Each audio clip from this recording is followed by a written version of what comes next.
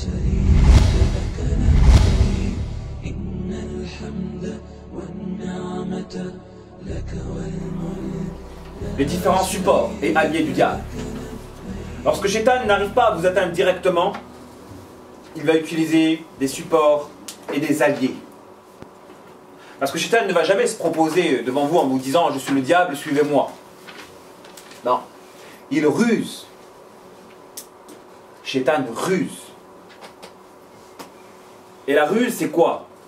C'est le semblant de vérité. Le semblant de bien, derrière lequel se trouve un mal majoritaire ou un faux dominant. C'est par un faux dominant, camouflé par un faux semblant de vérité, qu'il veut vous arnaquer, qu'il veut ruser.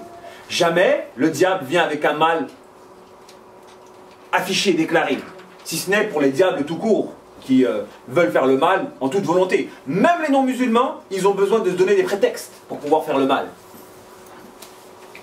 Ils se trouvent des prétextes. Mais celui qui fait le mal parce qu'il aime le mal, celui c'est un diable ouvert. C'est un diable déclaré. Alors même les non-musulmans, même les athées, parfois quand ils font le mal, ils le justifient. Ils trouvent des prétextes.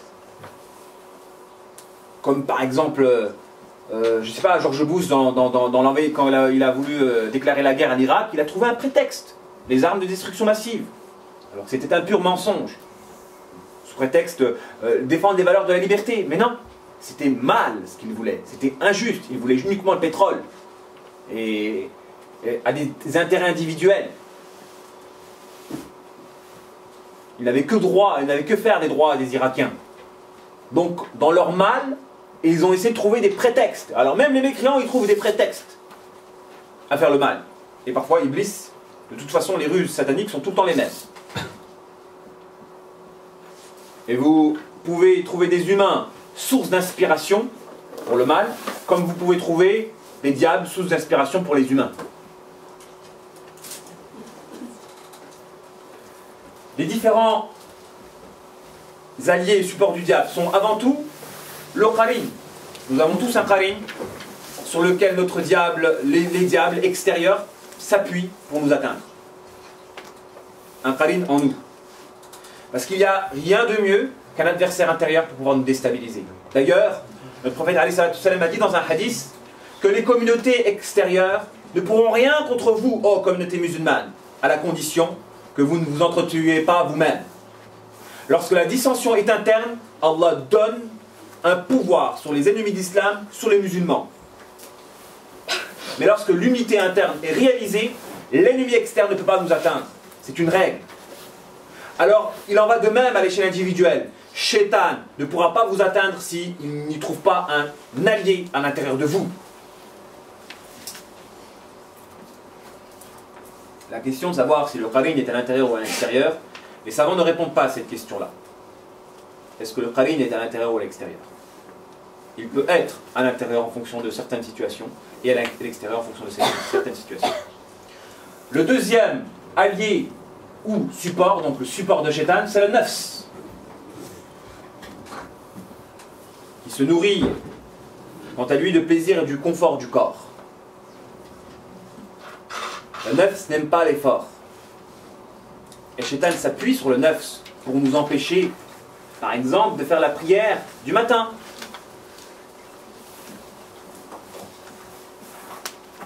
On a tous connu ça, je pense, à la prière du matin.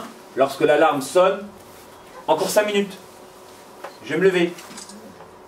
Et quand il se lève, le soleil il est déjà au zénith.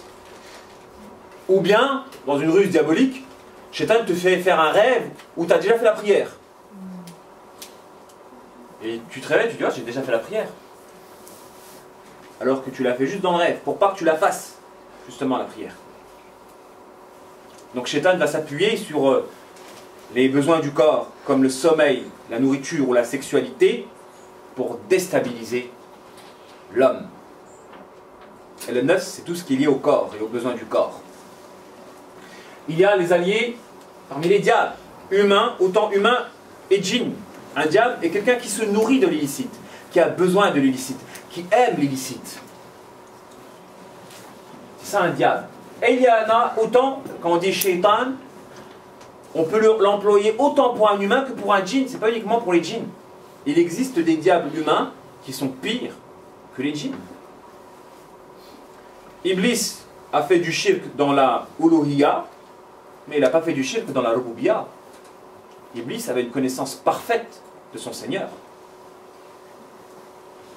Fabi'izzatika la uruyannahum ajma'in. Par ta puissance, je vais tous les égarer. Voilà ce qu'il dit Iblis. C'est par ta puissance à toi que je vais tous les égarer. Il est convaincu qu'il ne fait rien par lui-même.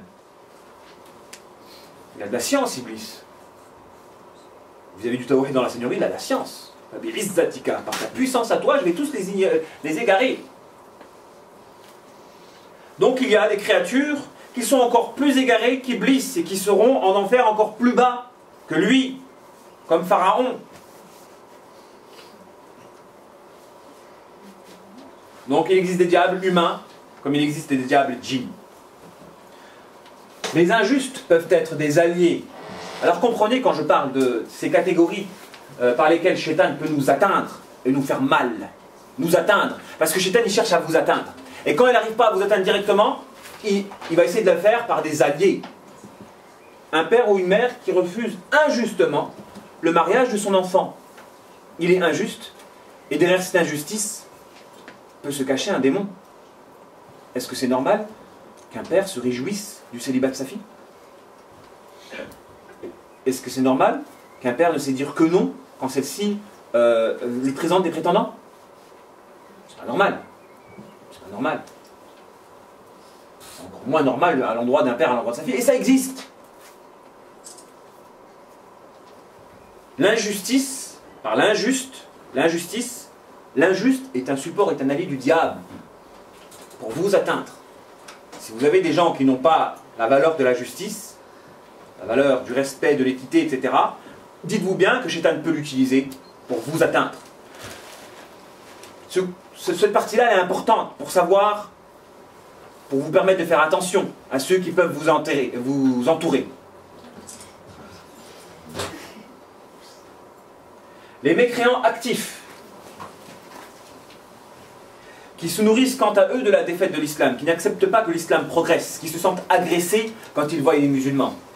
Eux peuvent être des alliés du diable, comme on peut le voir dans la rue, quand des sœurs musulmanes se font agresser par des racistes, des mécréants qui n'acceptent pas la religion musulmane, des mécréants actifs, parce que le mécréant passif, il peut avoir une relation de respect et de tolérance avec eux.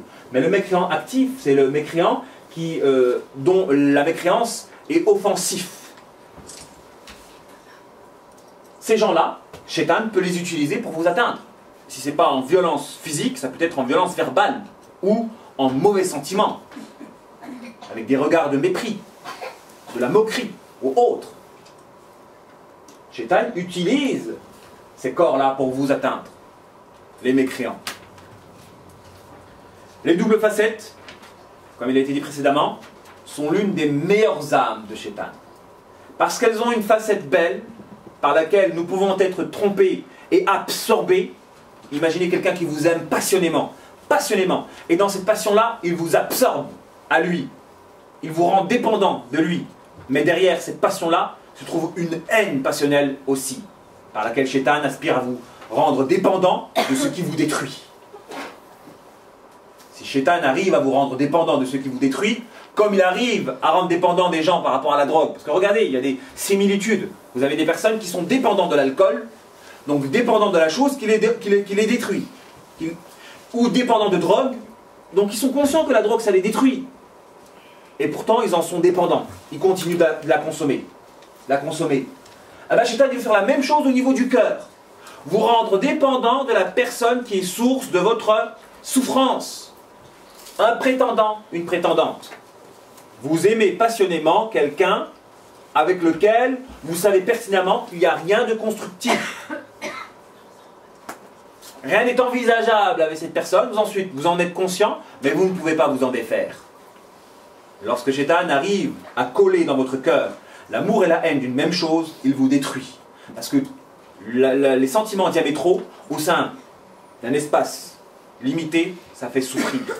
Deux volontés au sein d'un même espace, ça fait souffrir. Imaginez le frère qui est tiraillé entre l'agrément de sa mère et l'agrément de sa femme, quand celles-ci sont rivales. Il subit en lui l'opposition de ces deux parties et il en souffre en conséquence. La dualité, à l'intérieur d'une unité, ça fait souffrir. Donc quand Shaitan il arrive à vous faire aimer et détester une même chose, vous allez souffrir. Donc lui, son projet, c'est de vous mener à des amours passionnels. Des amours passionnels, c'est-à-dire uniquement émotionnels et pas rationnels. Émotionnellement, vous aimez, vous ressentez l'amour. Oui, vous le ressentez l'amour, mais cet amour-là, il n'est pas rationnel. C'est l'amour d'un diable qui vit en vous. Parce que le diable, par cet amour-là, il aime. Le diable, comme on l'a dit, c'est quelqu'un qui aime le mal, qui aime tout ce qui vous éloigne d'Allah. Donc il va aimer la personne qui va vous écarter d'Allah. Mais l'amour de la personne qui va vous écarter d'Allah, il va vous la faire subir en vous. Donc vous allez aimer comme n'importe quelle personne aime. Mais cet amour-là, ce n'est pas le vôtre, c'est l'amour du diable qui est en vous. Et si vous n'arrivez pas à opérer une dualité entre vous et ce démon-là, vous allez croire que cet amour-là, c'est le vôtre. Et il n'y a que la raison qui peut vous permettre de refouler, de canaliser cet amour-là. La raison qui vous dit, il n'y a rien de constructif avec cette personne-là. Rien n'est envisageable. Tout me pousse à m'écarter de cette personne-là. Pourquoi je l'aime? Afin que vous puissiez lutter contre cet amour. Et là, comme il a été dit dans la première partie, vous amenez Shaitan dans un ring. Celui de la maîtrise et de l'autodépassement. Vous ressentez l'amour en vous, mais vous devez le renier et le refouler. Le jihad qu'il incombe aux personnes affectées par l'amour passionnel. Une maladie très difficile à soigner, l'amour passionnel. Vous avez compris? Dans l'amour passionnel, en réalité, il n'y a rien de rationnel. C'est juste une personne qui subit un amour destructeur. Il n'y a rien de constructeur. Elle subit un amour d'un démon. Et le problème, justement, c'est que le démon, il vit en vous. Et ça, c'est important. Toutes les idées, les émotions qui vous traversent ne sont pas nécessairement les vôtres. Et celui qui connaît le diable, et qui se connaît aussi lui-même, saura quand est-ce que le diable pense en lui ou ressent en lui, afin de refouler les idées négatives et les émotions négatives. Celui qui n'arrive pas à faire ça ne pourra pas combattre le démon. Et 95% des gens n'arrivent pas à faire ça. À faire le tri entre ce qu'ils pensent et ce qu'ils ressentent. Malheureusement, la majorité des gens, tout ce qui traverse l'esprit, ils pensent que c'est eux qui le pensent. Les West-West démoniaques, etc. Ou tout ce qu'ils ressentent, ils pensent que c'est eux qui le ressentent. Et donc, ils ne combattent pas. Et ils souffrent. Imaginez quelqu'un qui souffre de l'amour passionnel. Il est amoureux de la personne qui l'arnaque, qui l'exploite. Il perd du poids, 15, 30 kilos. Et des vies sont gâchées à cause de cet amour-là. Le boulot, professionnellement, on arrête le boulot. Relationnellement, on s'écarte de notre famille. On s'isole. On s'écarte de la pratique. Spirituellement. Il y a des gens, à cause de cet amour-là, ils ont gâché leur vie. Mais vraiment gâché leur vie, leurs études.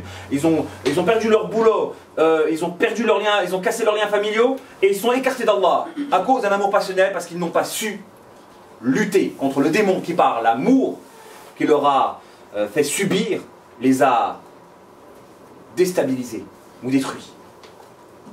Alors que s'ils étaient conscients que tous les sentiments qu'ils peuvent ressentir ne sont pas nécessairement les leurs, et s'ils étaient conscients par la doctrine, parce que c'est important cette aqidah-là, cette croyance-là, d'emmener Shaitan dans un terrain où nous pouvons le combattre palpablement.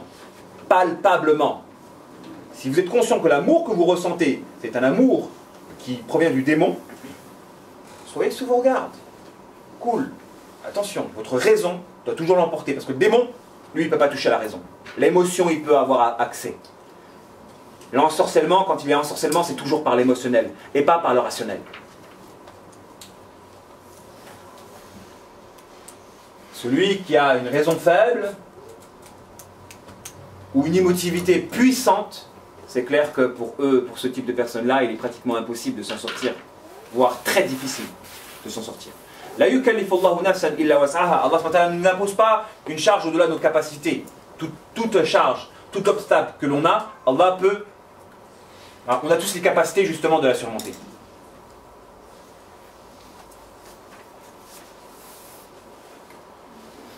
Les hypocrites,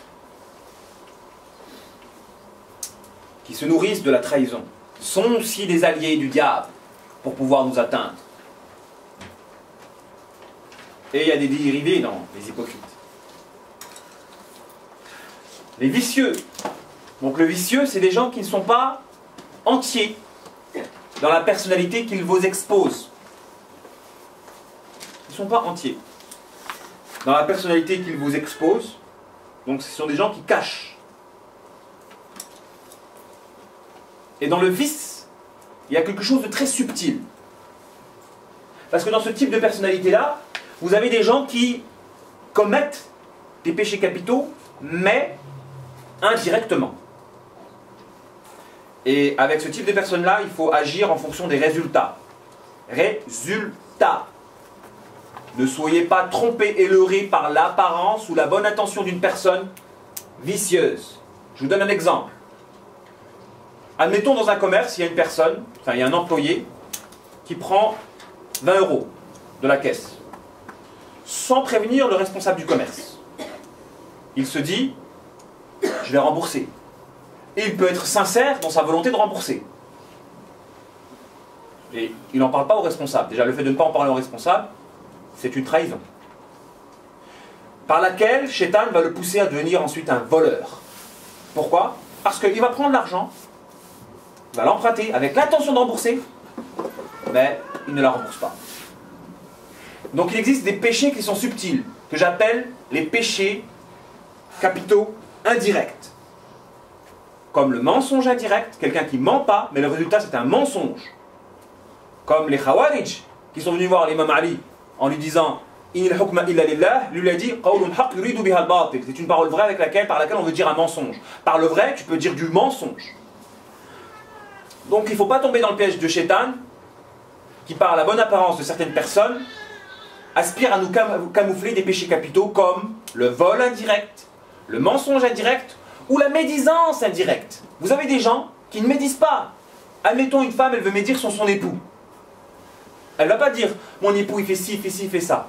Elle va juste venir vers vous, elle vous dire « je ne suis pas bien ». Et vous, vous allez comprendre qu'elle n'est pas bien à cause de l'époux. Comprenez? Donc elle ne montre pas du doigt directement l'époux, mais elle arrive à la même conclusion qu'une médisance. Donc ce type de personnes-là, on les attrape par les résultats. Si le résultat c'est le même qu'une médisance, qu'un vol ou qu'un mensonge, la personne rentre dans le cadre des personnes vicieuses. Qui même avec des bonnes intentions de départ. Parce que ces gens-là peuvent être trompés par eux-mêmes. Ils n'en sont même pas conscients que Shaitan les utilise pour pouvoir... Parce que regardez, la personne qui a emprunté 10 € dans une caisse, moi j'ai déjà attrapé un employé comme ça. Bon, j'avais une petite intuition, je dis celui-là il est chelou. Hein, et je vois, après dans sa blouse, il y avait un billet de 10 €. Je dis, qu'est-ce que tu as fait avec ce billet de 10 €? Non, t'inquiète pas, j'allais le reposer, etc. Hein? Donc mon intuition, elle était légitime. Et je sais que la personne en elle-même ne sera jamais un voleur direct. Il ne va pas voler pour voler. Il se fait arnaquer par Shaitan qui lui fait croire qu'il va le rembourser plus tard, mais il ne le remboursera pas. Parce qu'il y a des gens, ils oublient. Ils jouent sur l'oubli, Shaitan. Et du coup, au résultat, on arrive à des employés qui volent. Ça, c'est grave. C'est très grave. Donc c'est un type de personnalité qui est spécial, cela-là. Vous avez les rivaux, orgueilleux ou jaloux, internes à la communauté qui se nourrissent de notre déshonneur. Wallahi, dans la communauté musulmane, on a des rivaux et des jaloux, et des orgueilleux. On en a beaucoup. Et pour moi, je considère ça comme étant de la gaminerie. Un musulman n'est pas le rival de son frère musulman. Si ton musulman s'épanouit et réussit, tu dois lui souhaiter la réussite, tu dois en être heureux. Un sage disait, c'est facile de partager la souffrance d'une personne. Mais c'est plus dur de partager sa victoire. Un sage disait, c'est facile de partager la souffrance d'une personne. On compatit tous à la misère de nos frères et sœurs en Palestine ou en Syrie. Mais peu d'entre nous partagent avec la même joie le succès de l'un des nôtres. Il existe un proverbe Aziz qui signifie Bismillah. Si tu as réussi, c'est que tes frères ne t'ont pas vu. Comment on le dit en arabe? Je sais plus. Je sais pas. En gros, le proverbe dans le sens, c'est, dans un dialecte, si tu as réussi dans la vie, dans ton projet commercial ou autre, c'est que tes frères ne t'ont pas vu. Parce que si tu refuses, ils t'auraient mis des bâtons dans les roues. Peut-être parce qu'ils n'acceptent pas que tu réussisses. Hein? Donc on a des rivaux dans la communauté, et pour moi, c'est de la gaminerie. Il est intolérable que dans la communauté musulmane, on ait des gens à poste à responsabilité qui sont jaloux de votre réussite. Et il y en a beaucoup. Wallahi. Tout à l'heure. On a beaucoup de ces gens-là. Et Shaitan va s'appuyer justement sur des laideurs intérieures, comme l'orgueil et la jalousie, pour pouvoir nous atteindre. Et vous avez des gens qui sont acteurs dans la communauté et qui ont ces maladies-là, de l'orgueil et de la jalousie. Ils l'ont. Ils les ont, ces maladies-là. Et ils s'appuient sur ça. Et vous voyez, ces gens-là, ben, ils vont faire de la médisance, ou du déshonneur, ou du mépris caché. Du mépris caché. Vous voyez qu'on a beaucoup des alliés. Hein. Si on commence à se débarrasser de toutes les personnes, on va se retrouver seul. Les sorciers. Alors les sorciers, le sorcier c'est quoi son objectif? C'est de nous ensorceler, donc de faire en sorte que l'on soit possédé par un démon. Et dès qu'il y a possession, il y a dépersonnalisation. On se dépossède de notre personnalité. Donc on devient moins nous-mêmes. Donc on dort beaucoup, on a la flemme, on n'a pas envie d'aller travailler, on n'a pas envie de se coiffer, de se laver. Généralement, les symptômes qui découlent de la possession, c'est tout ça.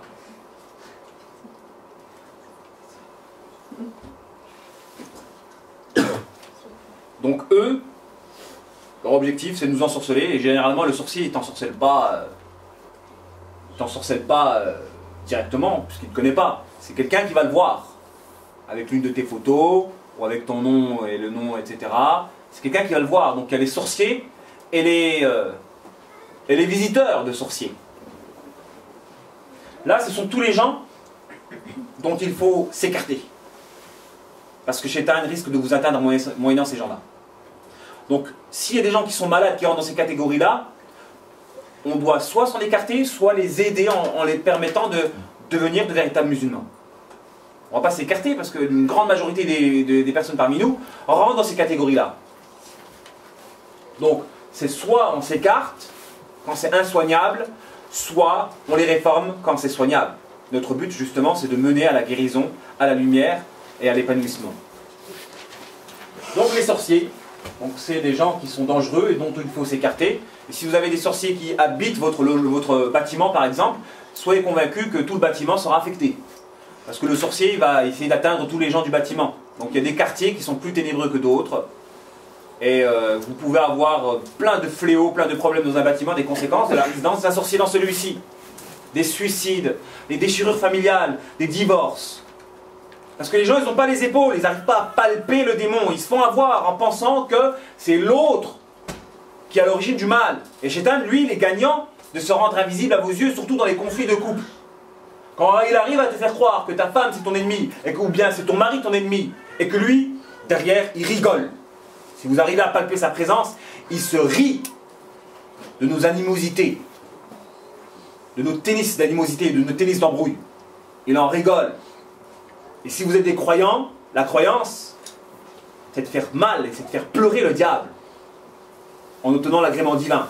Quand vous adorez Allah et que vous générez la tristesse du diable, les pleurs du diable, vous êtes dans le droit chemin.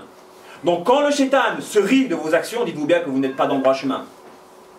Donc quand vous avez des êtres humains qui prennent autrui comme des rivaux, des adversaires, dans des tennis de embrouille et de colère, soyez convaincus qu'ils génèrent la satisfaction du démon et donc le courroux divin. Votre ennemi, c'est avant tout le démon. Et Shaitan va tout faire pour que vous preniez votre conjoint, ou votre frère, ou votre soeur dans l'islam comme votre rival. Comme ces collecteurs, on a des personnes qui collectent de l'argent dans les marchés, les mosquées nous considèrent comme des rivaux. Si vous collectez beaucoup, nous on va collecter moins. Et on va vous prendre en animosité des conséquences de cela. Et cette animosité-là va être visible, on va venir vers vous. Et on va être dégoûté. L'islam est un fonds de commerce, ta mosquée c'est un fonds de commerce. Ils ont pris les mosquées comme des fonds de commerce, comme des moyens uniquement pour faire rentrer de l'argent. Point. Tu collectes, ils collectent. Vous collectez pour une bonne cause, point. Tu dois être content pour eux et content pour eux. Vous avez des musulmans qui sont dégoûtés que d'autres musulmans réussissent. Comme les pseudo-salafis, ils ont été dégoûtés de la réussite de Baraka City. Baraka City, c'est une excellente structure associative, machallah, qui font un excellent travail. Et on doit les encourager, même s'ils ne bossent pas de notre côté, parce que c'est quelque chose de très bien. Et vous avez des jaloux, parce que dans ce groupe-là, des pseudo-salafis, il a trouvé un excellent groupe pour détruire la communauté musulmane. Des gens qui sont dégoûtés de la réussite des musulmans, dans la da'wah et dans l'islam, et qui cassent. Qu'est-ce que tu gagnes à casser des gens qui aident des pauvres, qui aident des démunis? Qu'est-ce que tu gagnes? Subhanallah. Là, c'est devenu évident. À l'époque, ils attaquaient les réformateurs de l'islam. Maintenant, ils s'attaquent aux humanitaires. Il a fait une bid'a, c'est une bid'a, l'humanitaire. Alors là, ça a affiché, leur visage, il a affiché. Des gens qui parlent l'islam, écartent de l'islam. Shaitan, par ce groupe-là, il a réussi un énorme succès à faire croire aux gens qu'ils sont de véritables musulmans ou les meilleurs musulmans en faisant le travail le plus mauvais aux yeux d'Allah, écarter les musulmans de l'islam et de l'engagement. Diviser les musulmans. Et généralement, là où eux, ils se trouvent en nombre, les villes sont froides. Là où ils se trouvent en nombre, les villes sont très froides, parce qu'ils dégagent des ténèbres. Les proches à la rage cachée. Moi, je ne comprends pas. T'as la rage, pars! Pourquoi tu restes proche? Il y a des gens, ils ont la rage contre vous, ils restent à côté de vous. Ça ensorcelle. Ce processus-là, il ensorcelle, et le degré de l'ensorcellement, le degré de la douleur que la victime de la rage va subir, il est proportionnel à la proximité et à l'aptitude à cacher. C'est-à-dire qu'en réalité, quand quelqu'un il est affecté par une migraine puissante, normalement c'est quelqu'un qui a la rage, et la puissance de cette migraine est proportionnelle au fait d'avoir caché. Donc en gros, c'est la personne qu'on suspecte le moins qu'il faut suspecter quand la douleur est très forte, parmi les proches.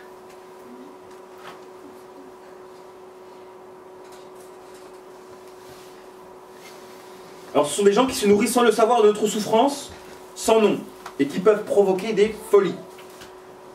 Et du rapport entre l'intensité et l'attaque démoniaque et l'hypocrisie de la personne qui arrive malgré sa proximité à camoufler parfaitement l'intériorisation de sa colère. Ces gens-là, ils arrivent à camoufler parfaitement l'intériorisation de leur colère. Ces gens-là, ils peuvent rendre fous. Il est arrivé dans certains couples qu'un mari, marié avec une sœur, devienne fou. Vous avez déjà entendu des histoires où un homme s'est marié et après le mariage, suite au mariage, il est devenu fou, asile psychiatrique? Comment expliquez-vous cela? Intériorisation d'une rage qui génère une douleur sans nom. Quand la douleur est continuelle et sans nom, on peut devenir fou si on est fragile. La torture continuelle, elle rend fou. Il y a des hommes, ils ont été torturés dans des guerres, ils sont devenus fous. Parce que le mal, quand il est régulier et qu'il n'a pas de sens, vous ne pouvez pas le patienter, il peut déstabiliser votre mental et votre raison. La douleur continuelle peut rendre fou. Donc quelqu'un qui subit un mal-être en lui, constamment, il peut devenir fou, je vous assure, et perdre la raison. Alors imaginez ces gens-là, subhanallah, par l'intériorisation de leur colère, ils arrivent à faire perdre parfois la raison, à faire perdre des capacités, subhanallah. On ne comprend rien du tout, j'ai mal et je ne sais pas d'où ça vient. Alors c'est soit l'explosion, soit l'implosion. Soit l'explosion, soit l'implosion. Vous sentez un mal-être à l'intérieur de vous, ce mal-être, appliquez une pression à l'intérieur d'un espace limité, d'un volume limité. Ça fait quoi? Une pression en vous. Vous avez envie d'exploser, et donc quand on explose dans une crise. C'est de la folie, quoi. On commence à crier, ah, voilà. Faites une crise. c'est l'explosion. C'est-à-dire vous subissez une pression intérieure démoniaque et pour vous sentir mieux, vous vous lâchez en pétant les plombs, en faisant ce que le démon il veut faire, il crie. Comme ce qui s'est passé la semaine dernière. Ou l'intériorisation, donc l'implosion, vous gardez en vous, mais à force de garder en vous, vous allez avoir des tics et des tocs bizarres. Comme ça. Vous allez commencer à avoir des tics et des tocs bizarres. Soit l'implosion, soit l'explosion. Et le remède, c'est de pousser les limites de la résistance entre l'implosion et l'explosion. C'est-à-dire de ne pas exploser, de ne pas intérioriser lorsque ta vie en groupe, tu atteins les limites de ta vie en groupe, sors du groupe. Parce que généralement, ces gens-là sont affectés par la vie en groupe. C'est la vie en groupe qui fait qu'ils explosent, afin que Shaitan, justement, s'écarte d'eux. Alors, de la même manière qu'un sportif, pour pouvoir pousser son niveau, il court 10 minutes, à 10 minutes, il n'a plus d'énergie, il arrête, il ne force pas. Le prochain entraînement, il fera 12 minutes. Il poussera le niveau petit à petit. Ben, c'est comme ça qu'on soigne ces genres de personnes-là. Pousser les limites de leur résistance dans leur vie, dans le groupe, entre l'implosion et l'explosion. Ils ne doivent pas imploser ni exploser, ils doivent uniquement pousser leurs limites. S'ils agissent de la sorte, 15 jours suffira pour les soigner. De la pression interne qui les pousse justement à des singularités comportementales, à des folies. Encore faut-il le comprendre. Les psychiatres incompétents qui se nourrissent de l'assassinat de la conscience par la systématisation d'un traitement continuel mal placé plus que consécutif d'un mauvais diagnostic. Vous avez des psychiatres qui cherchent uniquement à vous transformer en zombie. Ils ne cherchent même pas à vous soigner. Point. Ils vous diagnostiquent schizophrène parfois pour une simple crise amoureuse. Vous avez fait une crise amoureuse, vous avez une crise d'une embrouille, c'est arrivé ponctuellement une fois dans votre vie. Lui, il systématise un traitement. Donc, en gros, toute personne qui fait une crise, je le diagnostique schizophrène, sachant que la schizophrénie, au sens occidental du terme, n'a rien à voir avec la schizophrénie au sens islamique, puisque nous, ce que nous allons entendre par possession, eux vont l'entendre par schizophrénie. Je me sens bizarre, j'ai l'impression que tout le monde m'en veut, je ressens des émotions à l'intérieur de moi qui sont étrangères, je suis dégoûté un peu de la vie, tout le monde, voilà.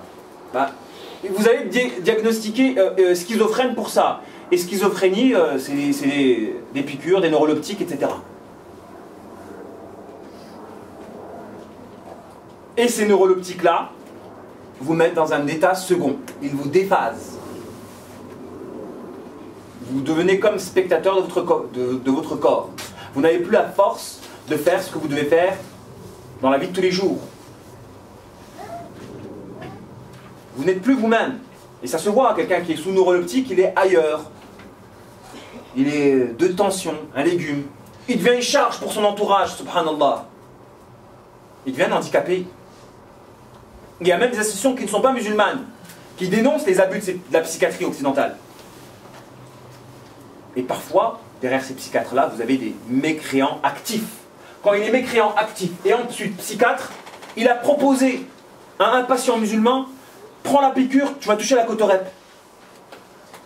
Histoire vraie. Le psychiatre a encouragé le jeune à prendre la piqûre pour qu'il touche la cotorep. Moi, je connais le jeune. Je sais que si il continue comme ça, il peut devenir fou. Et lui-même le dit: j'ai envie, tellement j'ai mal, de me frapper la tête sur le mur. Je le connais. Je l'ai connu avant qu'il prenne ces piqûres-là. Et là, on commence à voir qu'il commence à perdre un petit peu la raison. Enfin, en devenant, entre guillemets, zombie. Et c'est frais. Donc stop, arrête tout de suite, je vais te prendre en charge. Nos parents, ils sont un petit peu complices. Psychiatre, il a raison, docteur. Gros mécréant, Yahoud.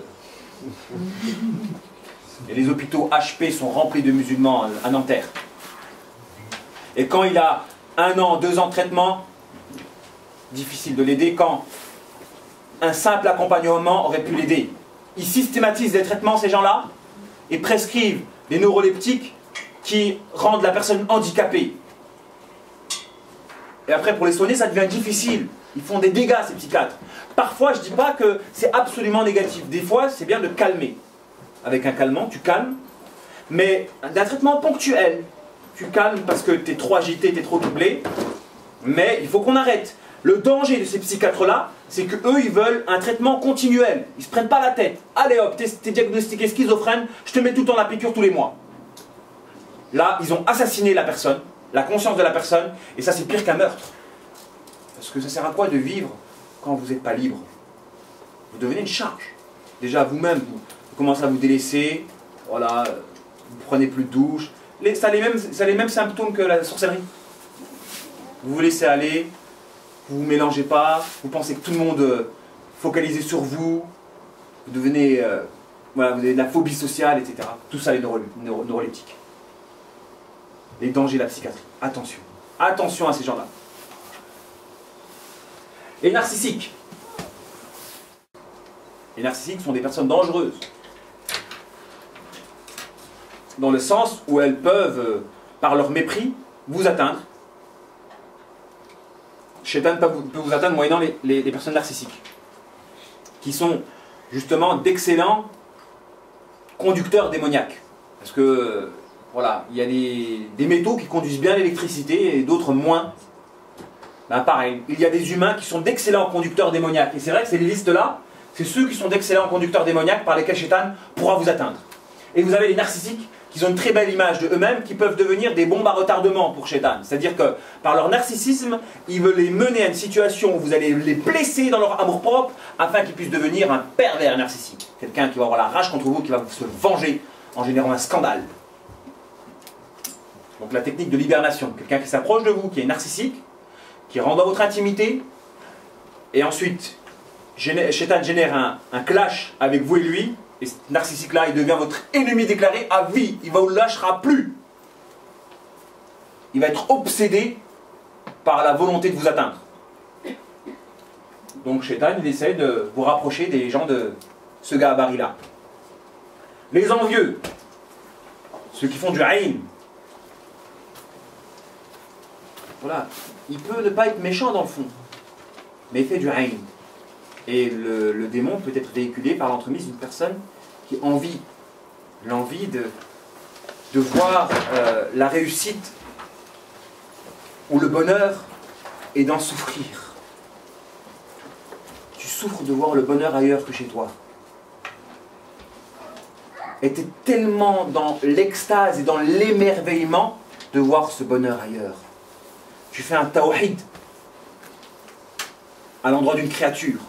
C'est-à-dire que ton cœur, il est émerveillé intensément par quelque chose que tu convoites. Par exemple, une fille, elle n'a pas d'enfant. Elle est...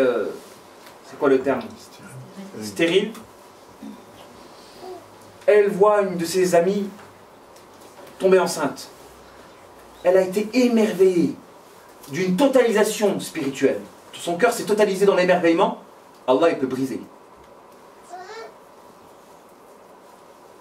Générer une fausse couche. Pourquoi? Des conséquences du fait que dans le cœur d'un humain, quelqu'un a rivalisé Dieu. Allah n'accepte pas que quelqu'un le rivalise. D'où le danger du cœur humain, parce qu'il peut interagir sur les événements de la création. S'il y a quelque chose en nous qui est trop élevé dans notre cœur, trop élevé de notre cœur, Allah subhanahu wa ta'ala, c'est un droit pour lui de le rabaisser. Un hadith qui le rapporte. C'est un droit de Dieu de rabaisser tout ce qui s'élève dans ce bas monde. Tout ce qui s'élève, même dans le cœur des humains. Et il y a des personnes qui ont l'aptitude de réaliser une totalisation au niveau de leur cœur, par l'émerveillement. Et ça, c'est pas bien. Parce qu'il n'y a que Allah qui doit justement susciter en toi un émerveillement total. Il y a des personnes qui sont contentes, Mashallah, t'as eu un enfant. Mais pas dans la totalisation. Ça ne peut pas faire du haïn, ça. Donc c'est pas tout le monde qui peut faire du haïn. Et vous avez ce haïn là, entre guillemets, tolérable, parce que c'est la personne, elle convoite un enfant, elle n'en avait pas. C'est tolérable. Dans le sens, elle convoite un enfant. Mais la personne qui souffre, voilà, la femme, la fille qui a vu une copine avoir eu le permis, elle a eu son permis, alors qu'elle ne l'a pas eu. Oh purée, elle a eu son permis, oh. Et puis elle souffre d'une douleur, subhanallah, c'est comme si la terre s'était écroulée sur elle. L'autre directement accident de voiture. Directement accident de voiture. Les conséquences de cette totalisation-là. Donc là, vous comprenez le mécanisme du ayn vis-à-vis de certaines personnes qui, à cause de leur totalisation au niveau du cœur, arrivent à briser l'équilibre de certaines choses par une volonté divine. Voilà. Donc, autour de vous, il y a des gens qui peuvent faire du ayn et ce ne sont pas spécialement des gens mauvais à cause de leur totalisation.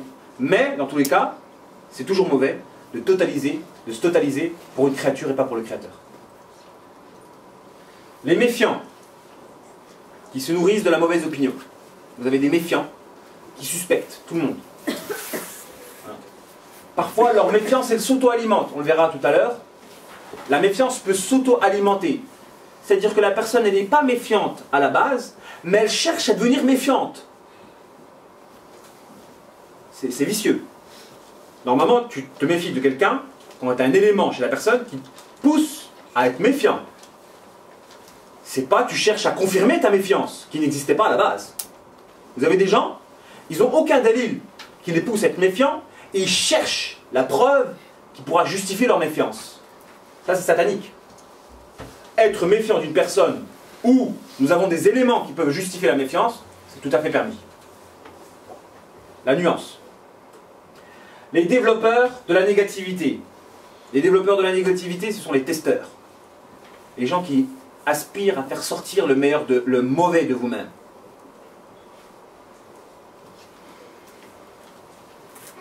Une femme, par exemple, elle aspire à faire sortir les pulsions néfastes d'un homme.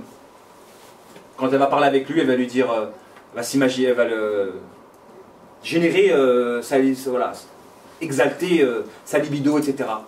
En parlant au téléphone, oh, je suis en train de prendre ma douche, et toi tu fais quoi? Directement, l'homme il se fait des films. Hein? Et ça peut aller plus loin. Et certaines sœurs, elles sont spécialistes pour faire sortir la négativité des hommes jusqu'à les pousser à commettre des péchés. Et après, elle dit, bah, tous les hommes, c'est tous des... Testez pas les hommes, surtout pas les hommes de la région parisienne, il n'y en a pas beaucoup qui vont résister. Ne les testez pas, s'il vous plaît. Évitons de les tester. Ils sont rares, les hommes qui sont pieux et qui peuvent résister de nos jours. Alhamdoulilah, il y en a quelques-uns. Mais si la sœur, elle s'aventure à tester les hommes dans leur laideur intérieure, khalas, moi je le dis en avance. Ils sont fragiles. Ils vont tous succomber. Et ça, c'est grave. C'est l'époque dans laquelle on se trouve. Île-de-France. Il suffit qu'il y ait une femme, une croqueuse d'hommes, elle s'emmène, elle arnaque tout le monde. Avec des petits pics, etc. Il est où le pieux qui va voir que derrière elle, il y a une ruse du diable et qui va s'en préserver, s'en prémunir? Pour l'agrément divin, il n'a que faire d'une jouissance passagère. Ils sont rares, ces hommes-là. Et l'époque des temps du prophète, des compagnons, était remplie de ces hommes-là. Ça s'est inversé. On n'a que des hommes qui ne font pas de bêtises parce qu'ils ne sont pas éprouvés. S'ils sont éprouvés, boum, ils succombent. C'est clair que le mieux, c'est de ne pas succomber, éprouvé ou pas éprouvé. Mais si on sait que éprouvés vont succomber, alors s'il vous plaît, ne les éprouvez pas.